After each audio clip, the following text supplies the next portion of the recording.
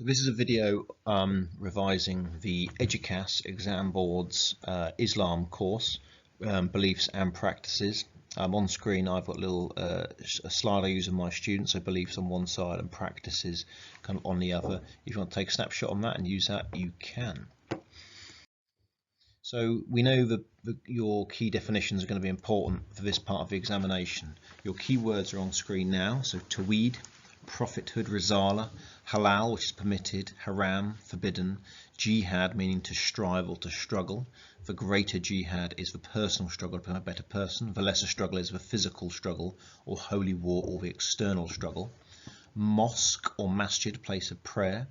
Sharia or Sharia law, so the straight path, and so it's a good way to live, sort of morality is Sharia law. And Ummah, which is the community. Okay, so I think the ones which are more likely to come up are the ones in black because they haven't come up before. Tawheed, oneness of God, halal, permitted, and jihad. Not promising, but we're having a guess. So a little bit of a timeline on Muhammad's story. So he's born in 570. He's an orphan and is adopted by his uncle. He becomes a trader. He proves himself being very honest and marries Khadija, who's an older business lady. She is very impressed by him. At the time, camels travelled across the desert and would trade with different communities. So Muhammad would have come across Jewish people, Christian people, pagan people, and a lot of them would worship at the Kaaba in Mecca. And there was festivals where the pagans would go and they would drink, they would gamble. There was all sorts of immoral behaviour would take place. During this time, Muhammad would go out of the city to pray by himself. And it was during one of these nights, called the Night of Power in 610, where he received the first revelation from the angel Jibril. He was meditating and the angel came to him and he said, recite. He said, I can't read, I can't write. He said, recite. I said, I can't read, I can't write. And he said a third time, recite. And he said, what shall I read? He received the first revelations of the Quran. He goes back to Khadija, tells her about his experience, and she convinces him that he is one of the prophets, one of the messengers, like Moses, like Jesus, like Abraham, who have come before. He then goes out to preach, and they are persecuted because he's criticizing the Arabs' religion, paganism. He's criticizing their behavior, and he's criticizing their society and their conduct as kind of tribal. And so they have to flee. And he flees from Mecca to Medina. There's a series of battles that take place between the Meccans and the Medinans. Battle of Ud, the Battle of Badr, the Battle of Khandaq, the Battle of Trench, and ultimately the Muslims are successful. He's able to take control of Mecca. He clears away the idols, the statues in the Kaaba, and declares Mecca kind of like the Muslim kind of city. In 632, Muhammad passes away. It's a very brief history of Muhammad's story there. So who takes over after Muhammad? And this is a good exercise in thinking about what the differences between the Sunni and Shia traditions are. So the Sunni and Shia traditions are the same in lots of ways. They both believe in Muhammad, they both believe in Allah or Tawheed, they both believe in the Quran, the Hadith, they both believe in the city of Mecca being an important site, they both do the Hajj, they both do prayer. They do it slightly different ways, but they still do it. So on one side of the slides here, you'll see Abu Bakr took over after Muhammad died. So the Sunnis follow this tradition, and they think the caliphs or the leaders don't have to be related to Muhammad. They're kind of like selected as the best people for the job. And they have the 6 articles of faith. So they're the key beliefs of Sunni Islam. So Tawheed, the oneness of God, Malaika, angels, belief in the Quran, the holy text, Risala, which is the prophets and the line of prophets, starting with Adam and finishing with Muhammad, and then Judgment Day, and then Allah's decree or predestination, so God knowing what's going to happen. The 5 pillars are the practices of Sunni Muslims, so Shahada, bearing witness or converting and saying what you believe about Muhammad and one God. Salah, which is for daily prayers, for 5 times prayer for the Sunnis. Zakat, which is for charity, which is given once a year, and Sawm, which is fasting or Ramadan, and then you have the Hajj, the holy journey to Mecca. On the other side, this is where the first division occurs. You have Muhammad's daughter Fatima married Ali, and he was obviously the son-in-law to Muhammad, and some of the followers thought he should have taken over after Muhammad died, and so Shia means a party of Ali. And so the caliphs, or the leaders of Shia Islam, I think they have to be related to Muhammad's family line. Below that, you can see I've got the 5 roots, or 5 roots of Usul Din, and these are the beliefs, and then you've got the 10 obligatory acts, which is what they do on the other side. So what do Shia Muslims do? Most of them are the same as Sunni Islam. So Tawheed, oneness of God; Risala, the prophets; justice, fairness; imamate, pronounced terribly, but it's to do with imams and the leadership of the imams, and they have a special role in leadership, and they can also interpret the Quran in different ways. And you have judgment as well, so the afterlife. The 10 obligatory acts on this side, this is very similar to the 5 pillars, but there's a few extra ones. They have prayer, they do it 3 times, not 5. They do fasting, they do charity, they do something called the Khums, which is an extra payment, a 20% payment, which goes to support the imams and the leadership and kind of a country and the state of the Shias. The Hajj, which is a pilgrimage, and then you have Jihad, which is different again, so struggle or holy war, if it's the lesser Jihad. And then you have the ones at the bottom, which are quite hard to remember: Amri bil Maruf, celebrating what's right; Nahir anil Munkar, forbidding what's wrong; Tawala, which is expressing the love for Allah; and Tabara, which is expressing hatred towards evil. Sorry about my pronunciations, that was terrible. But the top ones are very similar to the 5 pillars. The bottom ones are about positive behaviour. Okay, so let's jump back into this. So Islam means submission to God. It means submission to Allah and following the teachings of Muhammad, who was the final prophet, the seal of the prophets. Allah is one of the most fundamental beliefs, and they don't draw Allah because he's transcendent, and it would be seen as shirk, which is a sin to draw imagery or idolatry of God. So how do you unpack Allah, or if you had a question on Allah, what would you say about it? So we can say he's beneficent, so he's all loving; he's merciful; he's a judge; he's the creator of the universe; he's transcendent, so he's separate from creation; he's omniscient, and you also have the 99 names of Allah to describe him. Apparently we only have 99 because 100 would be a sort of complete understanding of God. So if you're talking about Allah, you can use these terms to unpack it and describe what Muslims believe about Allah. Okay, the sources of authority is basically what Muslims, where they get their information from. So where they know what to do. How do you know how to behave? So you've got the Quran. That's perfect, right? That comes from Jibril, and it's divided into surahs, and it's kept on the highest shelf, and it's their sacred text. You have the Hadith, which is the sayings of the Prophet. It's not held in quite the same status as the Quran, because it's not the word of Allah, whereas the Hadith is written by man, and it's the sayings, the wisdom, the stories of the Prophet. And then you have the Sunnah, which is how Muhammad lived. So many of the practices, like how Muhammad prayed, people watched how he did it and replicate that action, that movement of prayer. And so that comes from the Sunnah, because it's not written exactly in the Quran. You do have a distinction between the Sunnis and the Shia. So the Sunnis do take the Quran as absolute fact, kind of a literary interpretation of the Quran, whereas the Shia Muslims, they think there could be meanings, interpretations which the Imams can pick up on.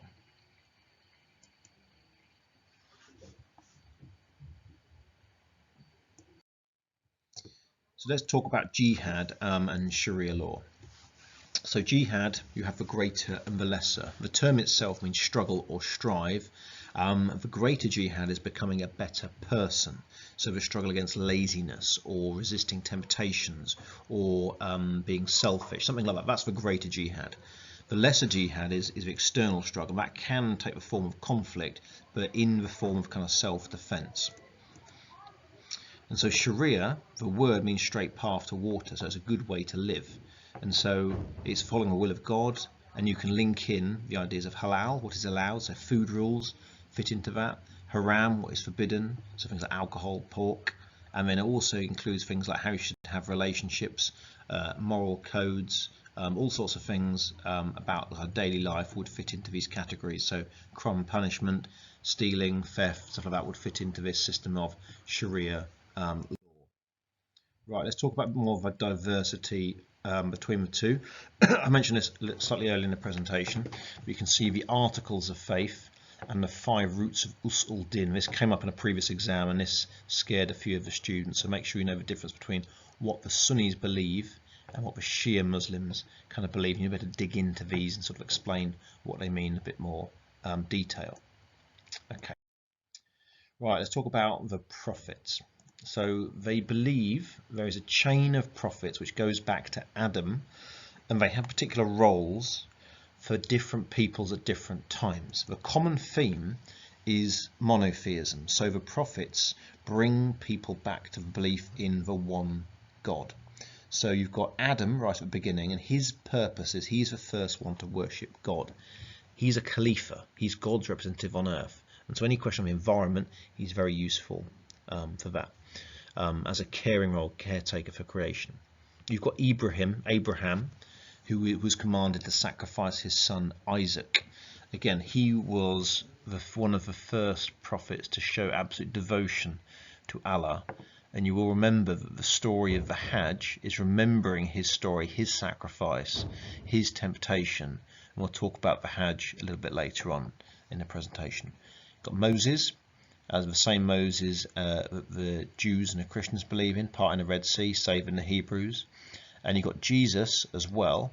He is an important figure in Islam.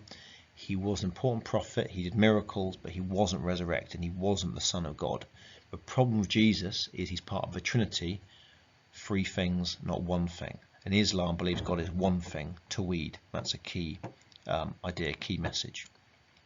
You've also got the Shia Muslims, and they believe there is a 12th hidden Imam as well. So there's a chain of messengers which goes back and includes the Imams as well. So that's a slight distinction between the two.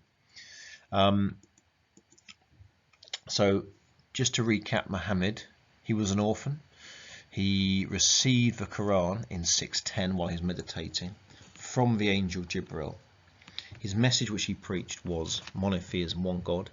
You should worship one God and you'll be judged for your actions. This didn't go down very well with the Quraysh tribe in Mecca, and so they persecuted him, chased him out of town, tried to kill him eventually, and he fled. So he had to flee, and this journey from Mecca to Medina is called the Hijra.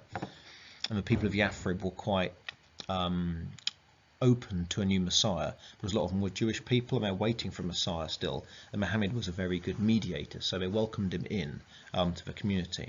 The battles took place, so the Meccans came after Muhammad. The first battle was the Battle of Badr, which was a small skirmish at a watering hole where the Muslims defeated a much larger force. The Battle of Uhud, when the Meccans came after the Meccans, so the Meccans came after the Muslims, but the Muslims disobeyed Muhammad's orders and fled and went out to the battlefield to try and take like leather belts and swords and things from the soldiers they'd killed, and this allowed the Meccans to come back and defeat the Muslims. And then you had the Battle of Kanda, which is a battle of trench, where the Muslims built a trench around the city of Medina and were able to defeat the Muslims. And so he was able to reclaim Mecca after that last victory. He smashed the idols and started the faith from that point. So let's talk about the angels. So the angels have important roles. Malaika is a key term you need to know.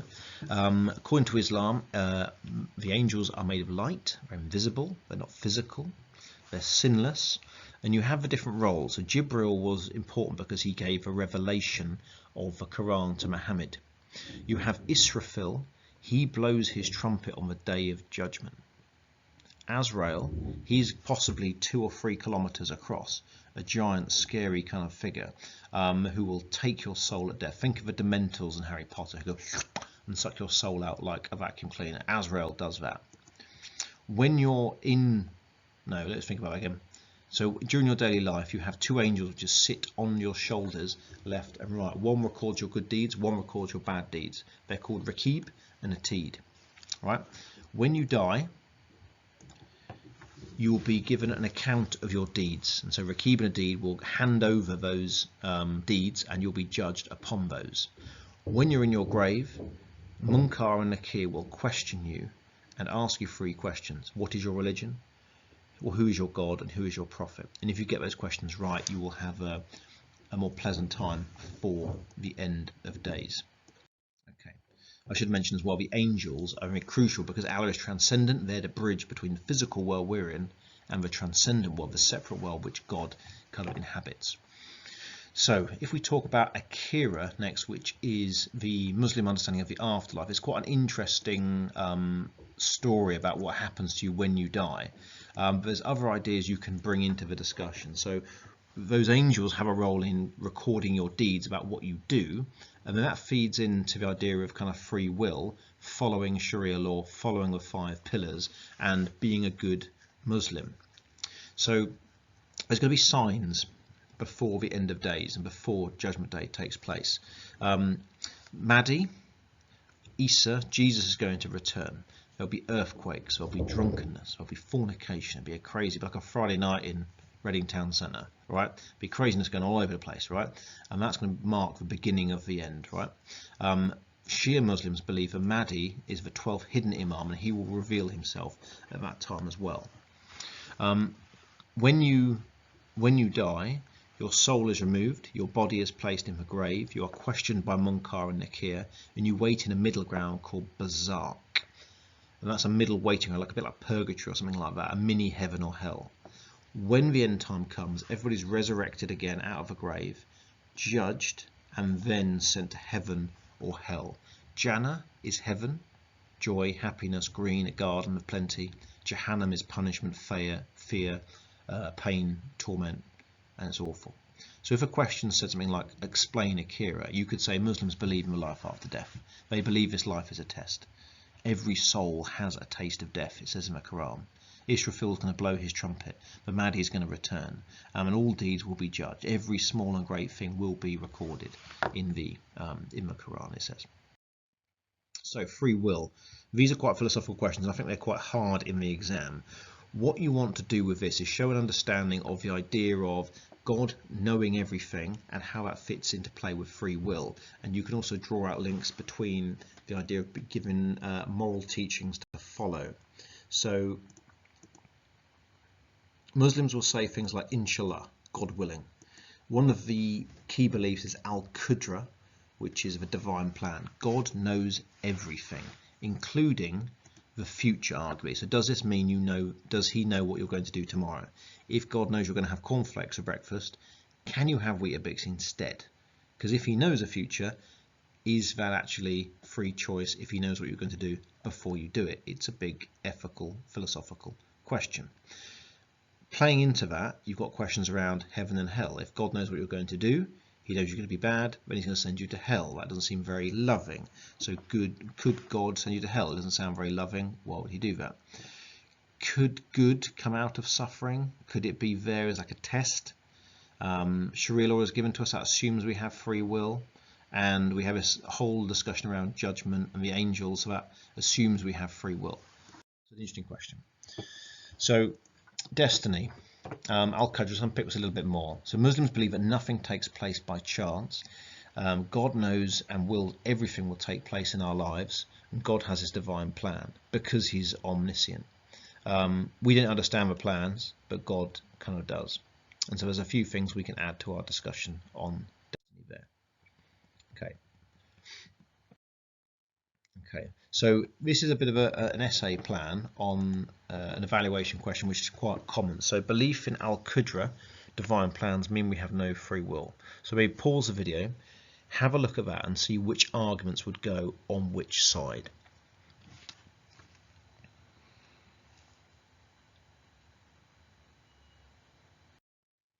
So the ones in green and the ones in black are how I would divide this answer up. So you've got Muslims believe we'll never know God's plans. God has a divine plan for all of us. God is omniscient, so he knows the future. Muslims will say inshallah, and Muslims believe that nothing takes place by chance. So those are all the arguments for God having a divine plan. But you have the points in green which may allow us for some freedom. So pain and suffering has a reason. Akira affects how Muslims live their lives and treat others. Muslims also, however, believe that they have free will and God will hold us accountable for our decisions on the Day of Judgment. So have a look at those. Okay, right, let's jump in to the 5 pillars. So one of the important 5 pillars is the Hajj. So they will go on a journey once in their lifetime to the city of Mecca. When they're there, they will wear something called the ihram, or it's a state of mind, the white sheet, state of preparation. The first thing they do when they arrive is they will circle the Kaaba 7 times. It's called tawaf.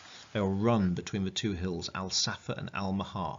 This is remembering the story of Abraham and Isaac and Hagar, his wife, being left in the desert and having no water. They go to Mina, they camp, they collect 49 pebbles, and then they go and stone 3 pillars. And this represents the devil when Abraham was tempted not to carry out God's kind of command. They go to Arafat, they pray all night on the slopes. They carry out a sacrifice of an animal or donation to do that, and then they might visit the Kaaba again to circle it again another 7 times. So that's one ritual they have to do once in their life. The second pillar, these are actually in a slightly strange order actually, but the Shahada is another pillar. This is the declaration of faith. There is no God but God, and Muhammad is a messenger. They will say this during daily prayers. They'll say this at birth, and it's whispered into a baby's ear, and it's said at the moment of death as well. Zakah is the name for charity, and so that's 2.5%, and then that's given as a test of honesty and also a way of getting blessings. So the individuals who give charity will get spiritual blessings and hopefully get into heaven based upon that. You have prayer times 5. If you're Shia, they do it 3 times. The movements of prayer are called the rak'ahs, and they face towards Mecca, and the name for that is called the Qibla. That shows Ummah, that shows unity, and it shows the Muslims all facing the same direction. So it shows they're united as a group. The final pillar is Ramadan, and so it's 1 month, 29 days, 30 days, and it's a test of self-discipline. They will avoid bad language, eating, sex, inappropriate thoughts, and they will avoid eating even water during daylight hours. So it's much harder in the summer compared to the winter. But there's all sorts of blessings attached to it because it unites the community and it celebrates when the Quran was given to Muhammad. So the important festivals in Islam are the Eid festivals. You have Eid al-Adha, which is a festival of sacrifice. This is after Hajj. And so Muslims will celebrate by giving gifts, new clothes, sharing food with each other. And you have Eid al-Fitr, which is a festival, a big Eid, a bit like Christmas or something like that, which is celebrated at the end of Ramadan. And so they'll decorate their houses, dress in new clothes, give Eid cards, give money to children, give to the poor, and zakat is given. The other festival to know about is Ashura. So for Shia Muslims, they will do the self-flagellation, the cutting, the wailing, the recreations of the Battle of Karbala, and this remembers the time when Hussein, who was Ali's son, was killed at a particular battle between the Sunnis and the Shia tradition in the early days of Islam. So in the UK, Shia Muslims would probably donate blood, or they might do some symbolic instead. Okay, so I'll put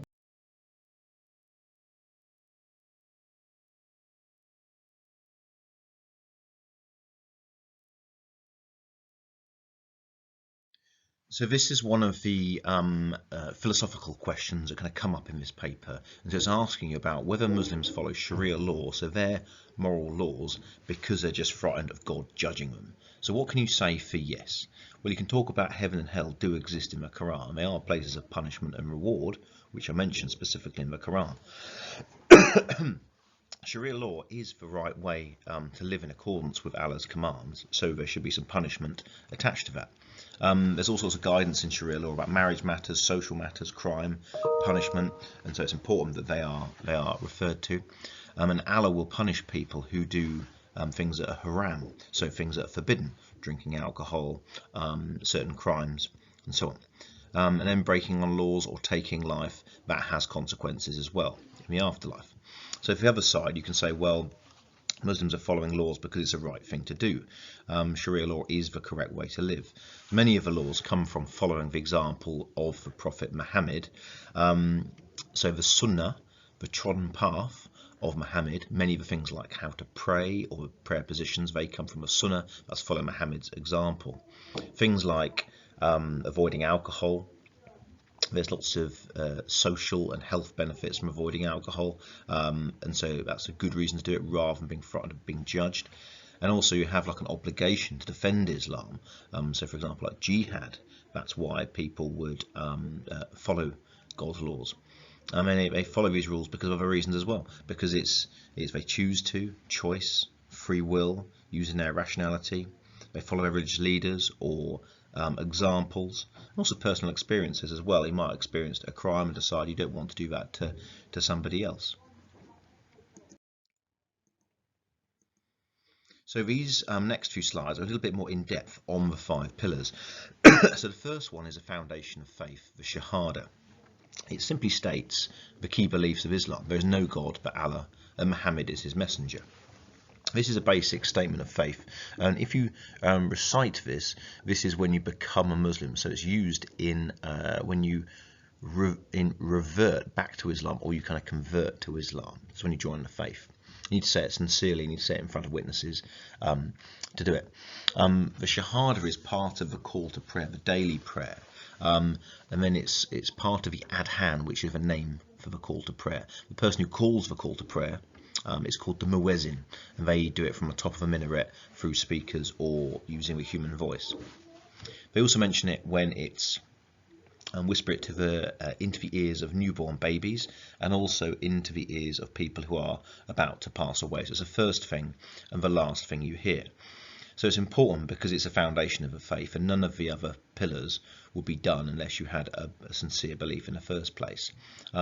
All Muslims believe in the Shahada because it unites the ummah, the community. It's like your tribe, your kind of group. It's the starting point of religion. You hear it when you're a baby, and you hear it when you convert as well. It's showing submission to Allah, it's showing dedication to Allah, and it reinforces the 6 articles of faith, such as Tawheed, Risala, belief in the prophets, and so on. It also makes this point about rejecting like the Trinity, so it rejects polytheism, or rejects the idea that God can be split up into many parts, like they do in Christianity with the Father, the Son, the Holy Spirit. So pause that for a second if you want to make some notes on that slide.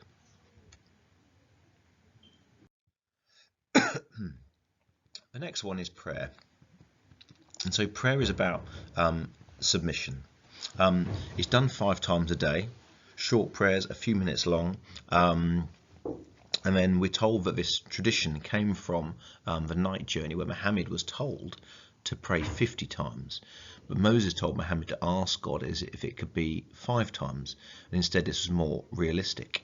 So Muslims pray at the following times. They do a morning prayer, a midday prayer, a late afternoon prayer, a sunset prayer, and a night prayer. It's a spiritual activity that they do.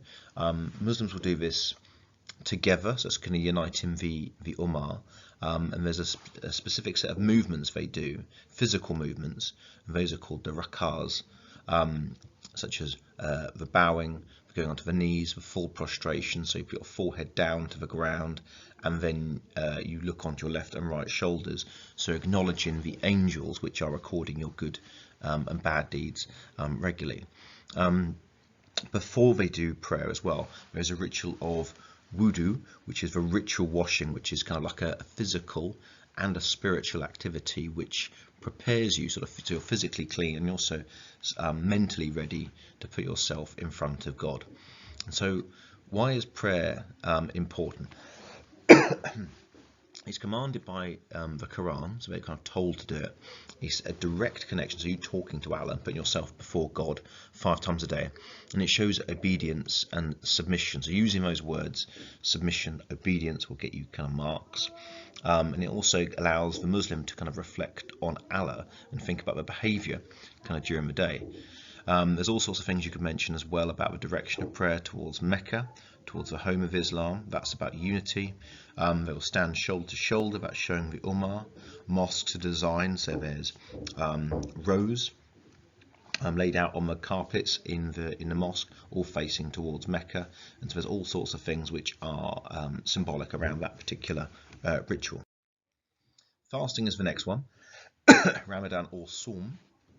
So Ramadan takes place in the 9th month of the Islamic calendar, and then Muslims will do this for 29, 30 days depending on the exact year, and it changes every year to do with the position of the moon, because the months are tied to the lunar calendar rather than the calendar of the sun, which is the Gregorian calendar. And so they avoid eating or drinking during daylight hours. They have a particular meal before dawn called suhoor, and they have iftar, which is to break the fast at night time. And so they'll eat when it's dark in the morning and in the evening, but not during the daylight hours. And there is all sorts of people who don't have to do it. So if you're mentally unwell, physically unwell, if you're traveling, if you're pre-puberty, if you're very old, you're pregnant, you're breastfeeding, menstruating, you don't have to carry out the fast. And so again, the benefits of the Quran, benefits of following fasting are plentiful. So you're obeying Allah. I'll get you credit. You're learning self-discipline. It's like your mind versus your body. You're becoming spiritually stronger. You're kind of like struggling together with other people. It's a form of jihad that unites a community. You're sharing the sufferings of the poor, and so you're understanding what it's like to be hungry, and so developing those skills and empathy.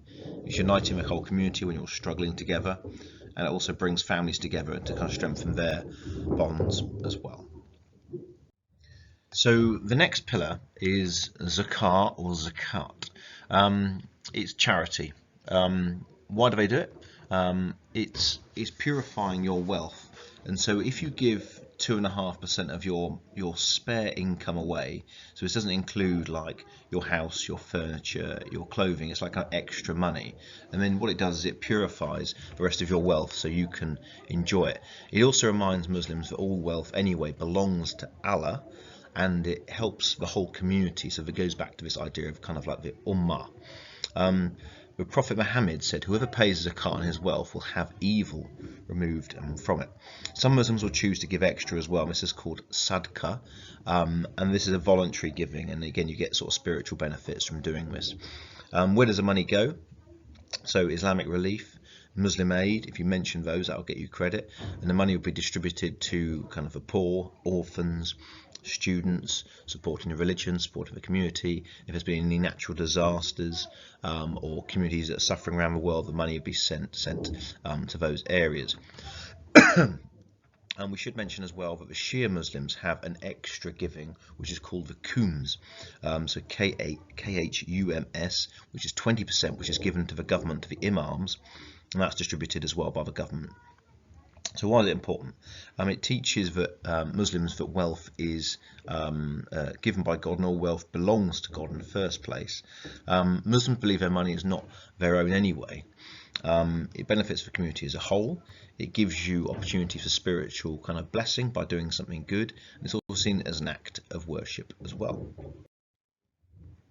So the next slide is the Hajj, and so there's quite a lot of information kind of on this one, so I would recommend pausing it and having a little look. So this is the journey to Mecca where Islam began, and Muslims will have to do this or required to do it once in their life if they are physically able and can afford to do it. And so this means they can afford to go without leaving any of their family not provided for, or they're not going to accumulate a large amount of debt when they're doing it. So it's meant to be a benefit. So you should go if you have sufficient funds. You're physically fit, you're mentally fit, because it is quite a tough journey to do. And then Muslims believe if you've done this, you have all of your sins forgiven, and you'll go straight to Jannah, which is heaven. So what happens? So the first thing is getting ready for it. So this is the Naya, and you have to get into the right sort of state of mind. Muslims will show this by wearing the white cloth, which is very kind of simple, and it shows kind of a quality. It's called the Ihram. When they arrive in Mecca, they'll first visit the Kaaba, right in the centre of Mecca, and they'll circle that 7 times. This action is called tawaf. There is some ideas that this is mirroring the stars and the sort of the circling of the planets, and so sort of mirroring kind of nature. That's where we think the idea kind of came from. For Muslims, it's more about showing harmony, unity, and kind of worshipping Allah. The next part is following the story of Abraham, and when he was asked to sacrifice Isaac. And so during this story, Abraham was going off on his journey to sacrifice Isaac, and he left Hagar, his wife, behind.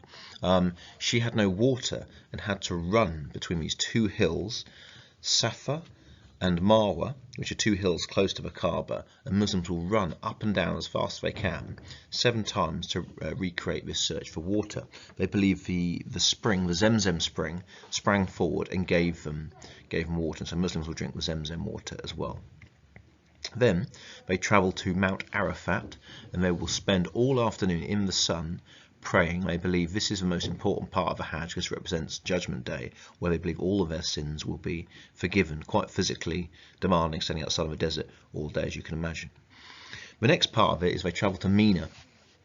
On this journey, they'll collect 49 stones, and they will throw these stones at 3 very large pillars, which represent or symbolize the devil. And this represents the time when Abraham was tempted by the devil not to carry out Allah's commands. Finally, the Hajj finishes off with a sacrifice of an animal, a sheep, a goat. If there's a group of Muslims, they'll often make a donation, and then they'll buy like a token in Mecca, and then the animal will be slaughtered on their behalf.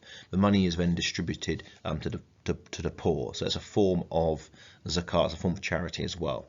Finally, men will shave their heads. That's a symbol of new beginning, and they may return to the Kaaba and circle it the other direction, anti-clockwise, another 7 times.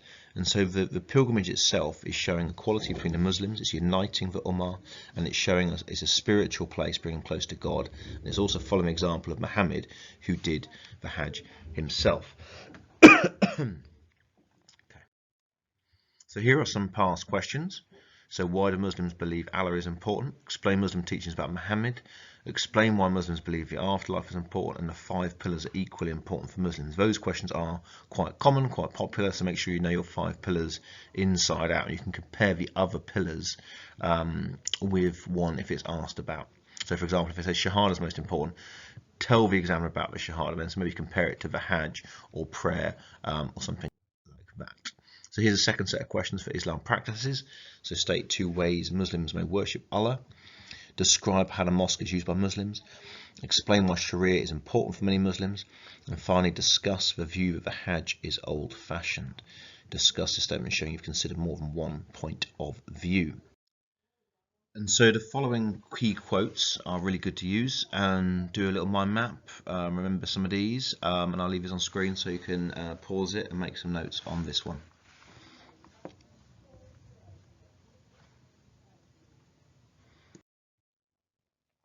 Okay, we'll finish the video there.